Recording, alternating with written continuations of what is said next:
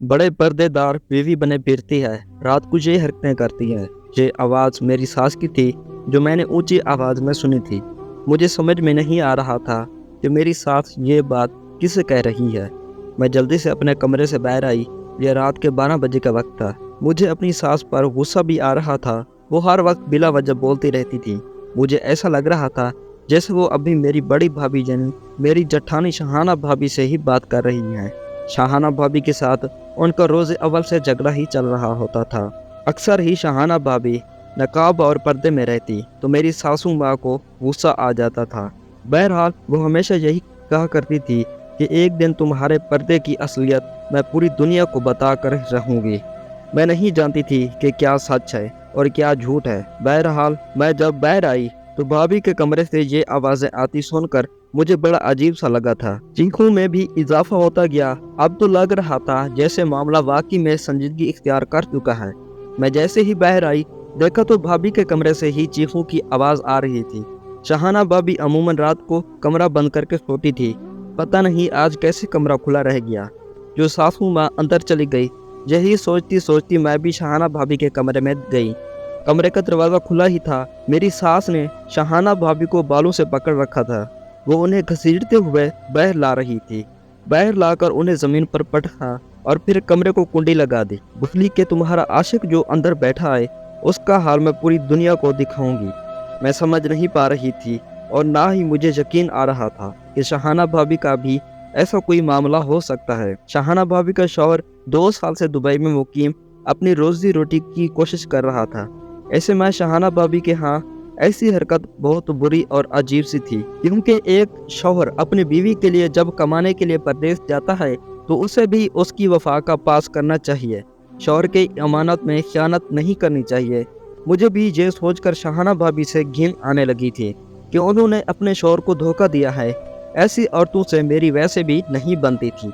बहरहाल शहाना भाभी फिलहाल मुजरिम की तरह नीचे पड़ी जमीन को घुरे जा रही थी। उनकी आंखों से मोटे मोटे आंसू निकलकर जमीन में झलस हो रहे थे।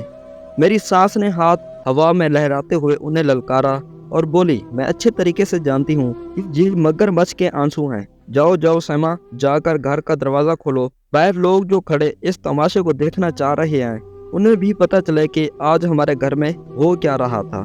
सास के मुंह से ये बात निकलते ही शहाना भाभी ने उनके आगे हाथ जोड़ दिए और बोली, खुदा के लिए नहीं, ऐसा ना करे।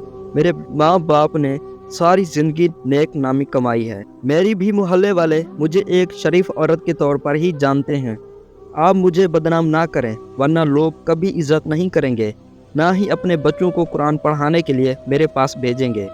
हाँ तो हमें कौन सा ज़रूरत है तेरे 2 टकों की? जो तू कुरान नहीं पढ़ाएगी तो हम भूखे मर जाएंगे। वैसे भी मेरा बेटा दुबई में है, अच्छा खासा कमाता है, और तू जो बच्चों को पढ़ाती है वो भी अब सबकी नज़र में आ जाएगा, ताकि तुम्हारी असलियत सभी को पता चले। अम्मी मेरा यकीन करें, ऐसा कुछ नहीं है, भाभी शहाना ने गिड़गिड़ाते हुए कहा। मगर मेरी सास पर एक जुनून ही सवार था। उन्होंने घर का दरवाज़ा खोलने के लिए मुझे एक बार फिर हुक्म दिया। मजबूरन मुझे घर का दरवाज़ा खोलना ही पड़ा। 3-4 माकूल आदमी हमारे घर में दाखिल हो गए। मेरे साथ उन्हें पकड़कर मेरे कमरे के सामने लाई थी, जहाँ से भाभी शहाना का कमरा नजर आ रहा था। आज जी देखिए, अभी हमारे घर में कोई आदमी घुस आया है मेरी बहू से मिलने के लिए। कोई आया था, अंदर कमरे में दबका बैठा है। मैंने उसे पकड़ रखा है। आप लोग उसे पकड़कर सवाल जवाब करें, ताकि दोबारा किसी की हिम्मत ना हो दूसरों के घर जाने की।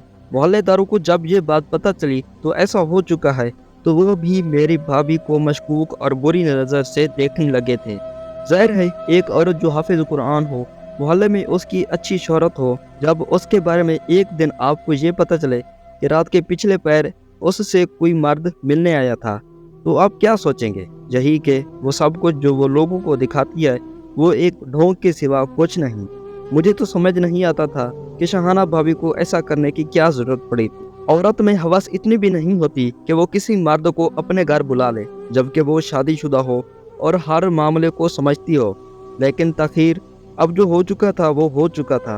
मुझे भी शहाना भाभी पर अफसोस होने के साथ साथ उन पर तासुब भी आ रहा था। शहाना भाभी का शौहर दुबई में था और ज़ाहिर है उनके लिए अगर ये बात बड़ी अजीब सी थी। जो कुछ भी हुआ था उस पर मुझे शहाना भाभी पर गुस्सा भी आ रहा था। انہوں نے ہمارے گھر کا بیڑا غرق کر دیا، عزت نیلام کر دی تھی۔ ان لوگوں نے مل کر شاہانہ بھابی کے کمرے کا دروازہ کھولنے کی کوشش کی۔ دروازہ اندر سے بند ہو چکا تھا۔ ظاہر ہے اندر موجود جو لڑکا تھا اسی نے کمرے کا دروازہ بند کر رکھا ہوگا۔ سب لوگوں نے دروازہ توڑنے کی سوچی، مگر میری ساس نے اعلان کر دیا کہ وہ خبیث پچھلی کھڑکی سے بھاگ چکا ہوگا، اس لیے ایسا کرنے کا کوئی فائدہ نہیں ہے۔